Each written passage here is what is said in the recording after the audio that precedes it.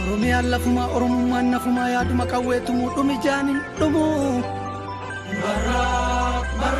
waan qabu waliin qabaa waan dhabu waliin dhabaa kana ayyaantummaa qabu hin eeginaa hin cabu.